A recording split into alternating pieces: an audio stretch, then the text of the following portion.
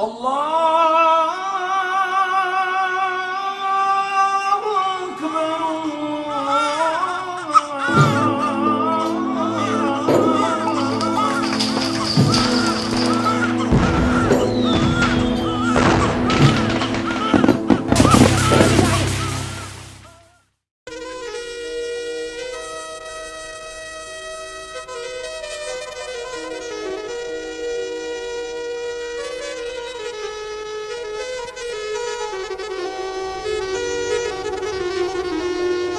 Tanah Aceh dikenal dengan sebutan Serambi Mekah.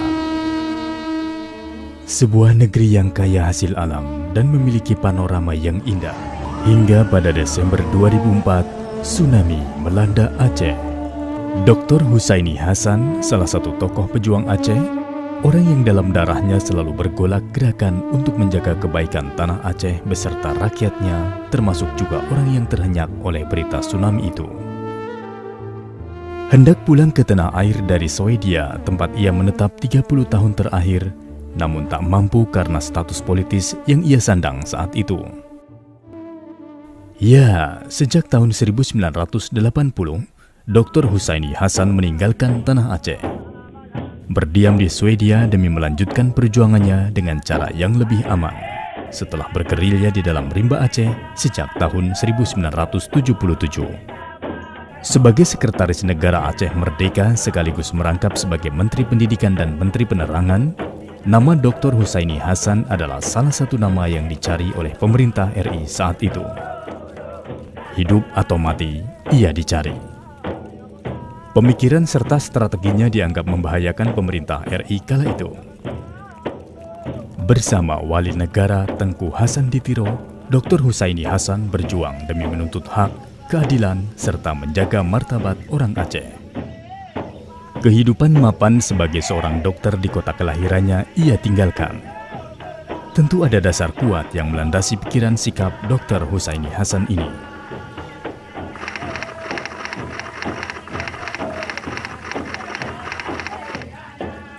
Mendapat inspirasi tentang gerakan Aceh Merdeka setelah membaca buku Tengku Hasan Ditiro, Aceh Bawah Mata Dunia, atau dengan bahasa Indonesia disebut Aceh di Mata Dunia.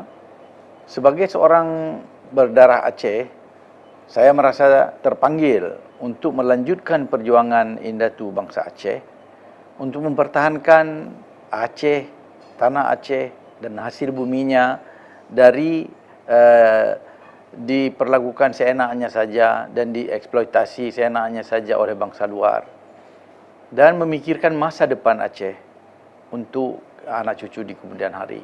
Beliau ini sangat komit pada perjuangan dan sangat loyal kepada Tengku Hasan Ditiro. Contohnya, beliau itu orang-orang yang sudah mendapat kehidupan yang memadai. Dengan pekerjaannya sebagai doktor di perusahaan asing, siap meninggalkan bidang pekerjaannya dengan segala kehidupan yang sudah memadai waktu itu, meninggalkan istri, keluarga dan sebagainya, siap bertarung dan untuk masuk hutan, meninggalkan semua sebut sajalah kemewahan yang dimilikinya. Jadi siap menderita demi sebuah perjuangan. Gerakan Aceh Merdeka yang dimotori oleh Tengku Hasan Ditiro sejak tahun 1976 dimulai ketika Hasan Ditiro memproklamasikan berdirinya negara Aceh Merdeka. Setelah proklamasi negara Aceh Merdeka pada 4 Desember 1976 itu, kelompok Gerakan Aceh Merdeka menjadi incaran Indonesia. Dianggap separatis, kelompok perusuh yang mengancam stabilitas keamanan RI.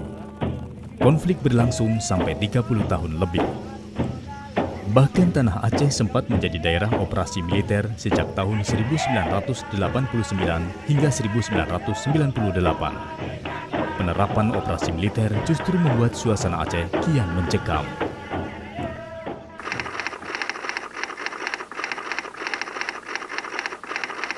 Gerakan Aceh Merdeka itu bukanlah suatu gerakan yang separatis, tetapi itu adalah suatu gerakan untuk menuntut hak menentukan diri sendiri sebagai successor state. Semasa penyerangan Belanda 1873, hal ini belum pernah dibicarakan sampai Belanda mengangkat kakinya dari Hindia Belanda.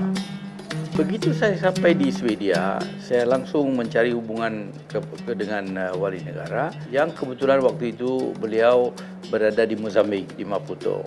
Jadi saya mengirim surat kepada beliau dan saya mengajak beliau untuk datang ke Swedia, mengatakan saya sudah di sini. Di samping tugas-tugas diplomasi ini, saya juga mengadakan interview dengan BBC, dengan VOA, Voice of America, dengan Hilversum, Suara Indonesia Belanda, dan dengan saya membuat hubungan juga dengan NGO, LSM yang ada di Stockholm dan di tempat-tempat lain.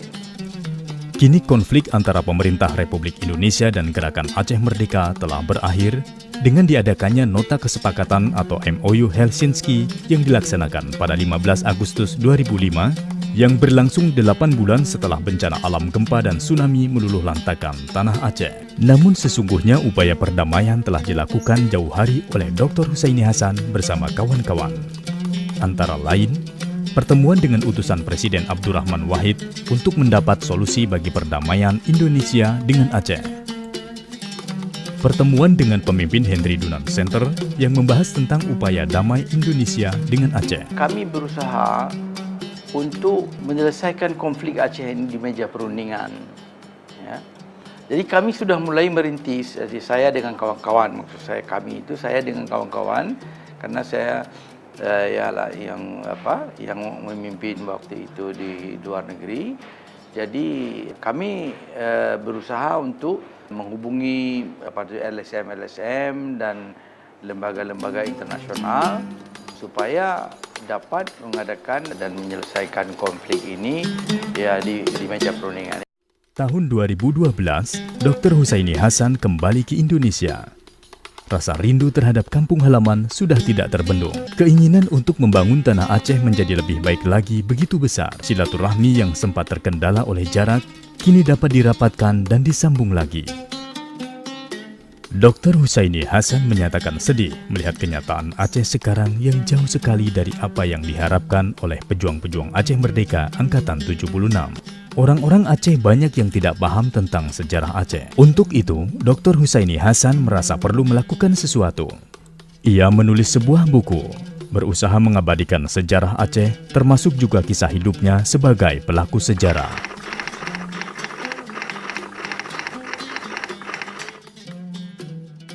Sejarah kalau tidak dituliskan tentu dia akan tinggal sebagai dongeng dan akan lambat laun tinggal di telan masa.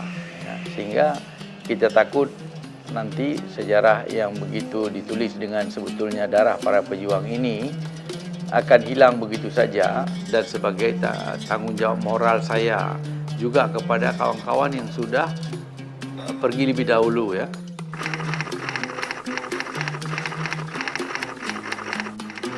Sesudah saya melihat bagaimana hancurnya keadaan di Aceh sekarang itu, saya memikirkan untuk bagaimana salah satu penyelesaian untuk masa depan Aceh ini. Yang pertama sekali, kita harus selesaikan dulu konflik internal antara sesama Aceh. Baru kita meningkat untuk membangun Aceh.